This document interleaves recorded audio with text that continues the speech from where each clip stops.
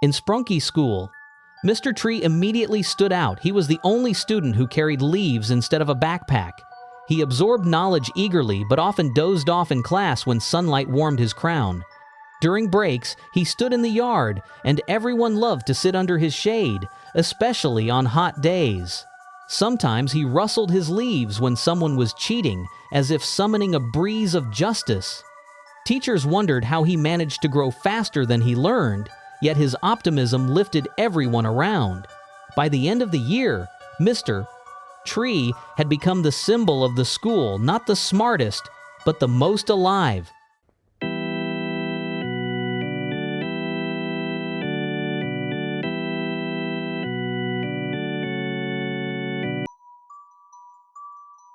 In Sprunki school, no one noticed the change at first, but Mr. Tree had become different. His shadow no longer cooled the air it breathed on its own. During lessons, he stayed still, and when the wind brushed his branches, a faint whisper echoed like a call from below. Teachers tried to cheer him up, but even laughter turned muffled around him, lost in his leaves. One morning, the class found his desk wrapped in thin roots, as if he refused to leave.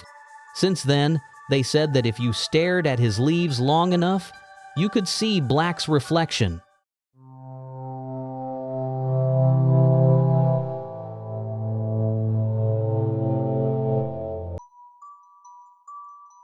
After the stormy night, the Sprunki school stood silent, its windows fogged from the inside.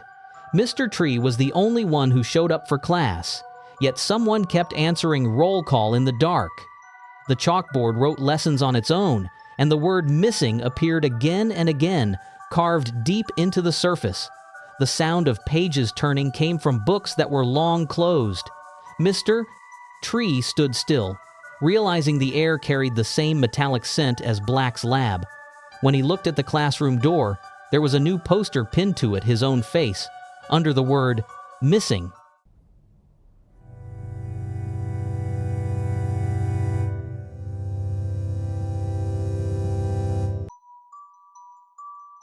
The next day, the walls of Sprunki school were painted in an eerie shade of red, though no one remembered doing it. Mr. Tree stood in the center of the classroom, and the light around him pulsed faintly, in rhythm with something unseen. The students' desks were empty, but faint imprints of hands remained on the wood, pressed deep as if by heat. Every window showed the same reflection. Mr. Tree's shadow, multiplied 100 times, swaying slowly. The school bell rang by itself, a single tone stretched too long to be human. When it finally stopped, the red light dimmed, but his roots were already spreading through the floor.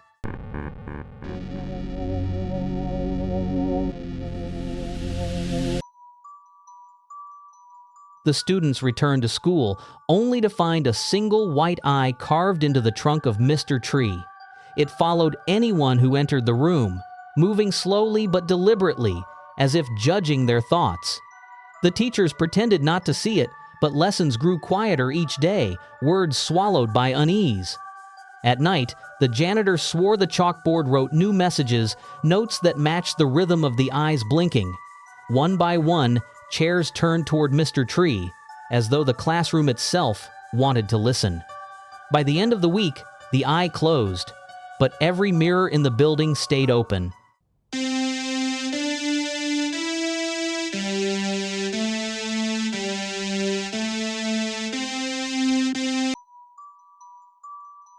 In Sprunki school, strange things began happening after Mr. Tree grew a second eye.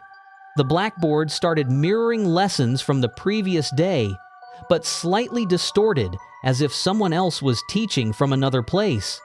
Students whispered that there were 2 classrooms now, one for the living and one for their reflections.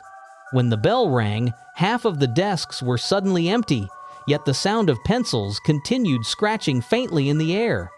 At night, janitors saw shadows studying on their own, tracing words that didn't exist. By morning, a note appeared on the board, written in perfect handwriting. Attendance doubled.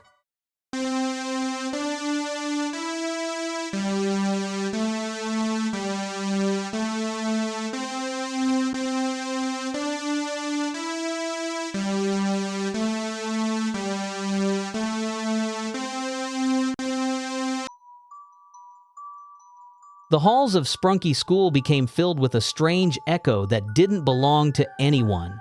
Students swore they heard lessons being repeated in voices too deep and too calm to be human. The sound came from nowhere and everywhere, mostly when someone said Mr. Three's name. Desks creaked in rhythm with the whispers, and the air felt heavy, like the school itself was holding its breath. When teachers tried to record the noise, all they captured was the sound of roots brushing against wood.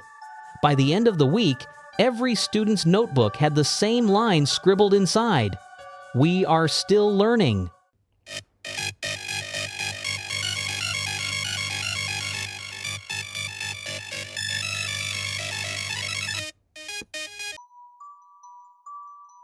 In Sprunki School, the wall behind Mr. Three split open one morning, revealing a dark hollow shaped like a mouth. Teachers tried to cover it with boards, but the wood rotted overnight, leaving only a gaping space that whispered faintly. Students claimed to hear their own names called from within, soft and inviting, like someone familiar waiting inside. Desks near the hollow began to twist, their legs bending as if drawn toward the sound. At night, lights flickered across the hallway, tracing the shape of a heartbeat against the floor. By dawn, the hollow was gone, but in its place stood a single message written in chalk: "We finally spoke."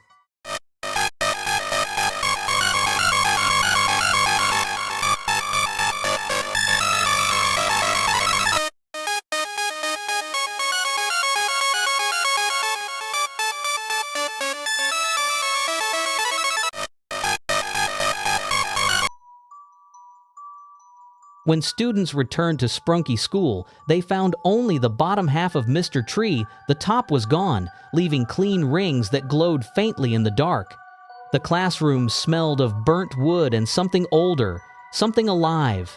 During lessons, the floor vibrated softly, matching the rhythm of breathing no one could locate. Sometimes, the desks shifted an inch closer to the stump, as if the room itself leaned in to listen. The teachers said nothing, pretending the sound wasn't real. But when night came, roots began creeping across the tiles, forming the faint outline of a missing shadow.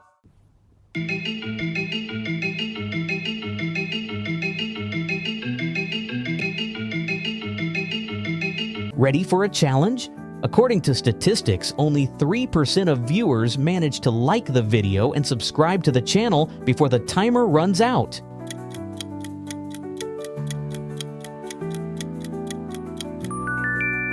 Write a comment if you made it in time.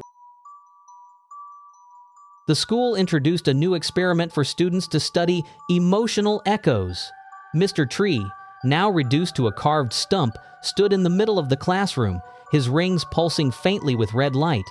Every sound made near him repeated seconds later, slower and colder, as if coming from another world. The laughter of children turned into low moans, even whispers came back distorted, sounding older and tired. By the third day, the echoes began speaking first, repeating lessons no one had taught.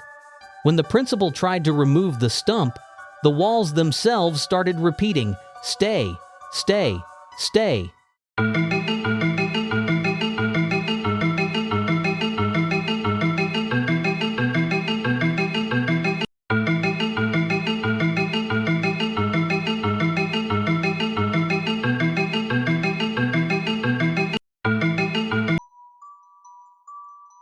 Sprunki School announced a new lesson, Anatomy of the Unknown. When the students entered, they found Mr. Three restored now with an eye and a mouth that seemed disturbingly human. The teacher claimed it was an advanced project from Black's Institute, but the air smelled of iron and decay. During the lecture, the eye followed whoever spoke, and the mouth twitched as if trying to repeat their words. By the end of the day, the class skeleton had vanished, and something moved behind the curtains. That night, a note appeared on the blackboard in shaky writing. Lesson complete. Next subject. Heart.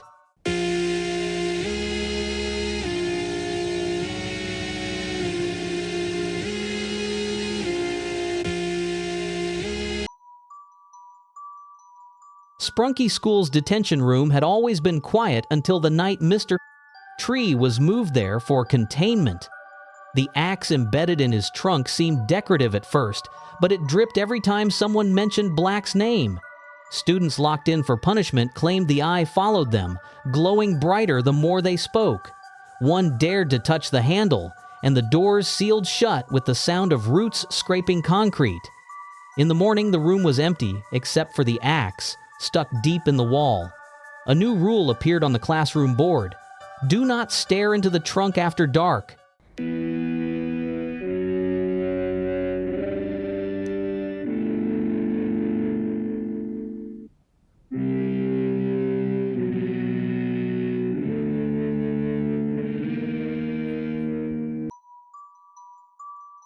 Sprunki School hosted an evening assembly, but halfway through, the lights went out. In the darkness, a low hum began, followed by the sound of splintering wood echoing through the gym. When the lights returned, every poster and banner was torn into jagged patterns resembling branches. Students swore they saw something move above the stage, a shadow with a single glowing eye, whispering through the intercom even though it was unplugged. The next morning, the ceiling was covered in red sap trails that spelled out a single word: instinct.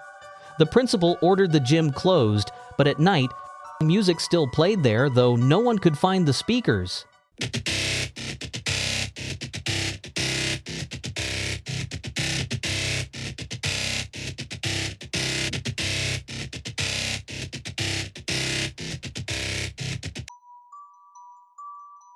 The students of Sprunki School arrived one morning to find the classroom divided 3 separate rooms, yet each containing part of Mr.Three. The middle section had an open eye that followed them between walls, blinking slowly as if measuring time. Teachers reported strange distortions in sound, their voices repeating from unseen corners of the room. The floors dripped with sap that pulsed to a rhythm no one could trace. At noon, the bells rang 3 times instead of 1, echoing from different directions at once. By evening, all 3 classrooms were gone, replaced by a single massive ring burned into the ground.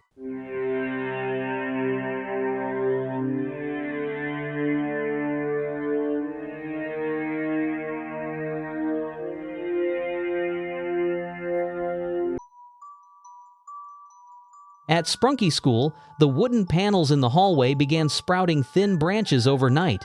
The students laughed, calling it a decoration, until one of the branches opened an eye. The janitor tried to scrape it off, but it bled sap and twitched like living flesh. Within days, the wood grain across the school connected into one vast pattern that pulsed softly, breathing with the rhythm of footsteps. The teachers covered the walls with paper, but the ink from their lessons bled through, merging into red veins. Now, every night, the building creaks like a forest stretching in its sleep, whispering something only the trees can understand.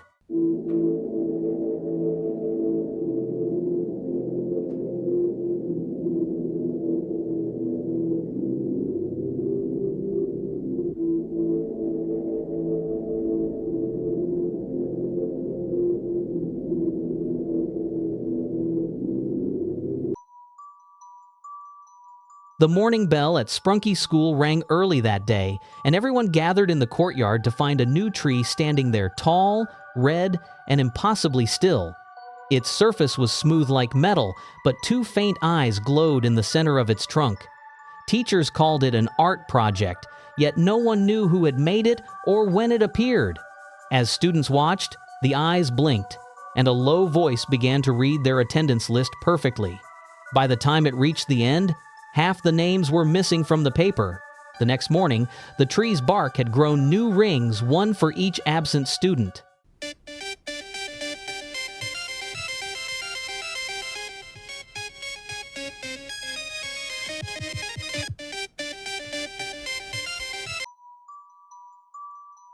The school year ended with an unexpected ceremony, but no one remembered organizing it. The courtyard was empty except for Mr.Three, standing perfectly still beneath the red light of dusk. Teachers gathered nervously as the intercom turned on by itself, reading every student's name in a voice that echoed like wind through hollow wood. With each name spoken, the leaves above shimmered faintly, releasing a soft, falling dust that covered the ground like snow. When the list was finished, silence fell deep and heavy, as though the world itself was holding its breath. By morning, all traces of the event were gone, except for the faint outline of a diploma carved into Mr. Tree's bark.